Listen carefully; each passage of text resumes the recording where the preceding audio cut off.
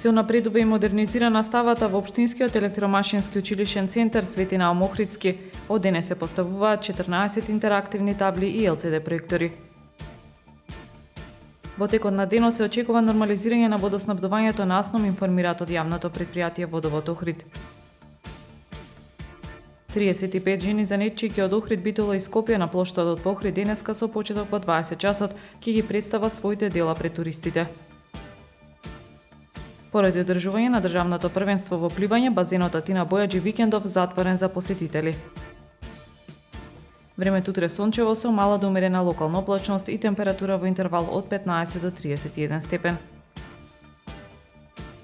Следевте една минута вести на Охрид Нјуз.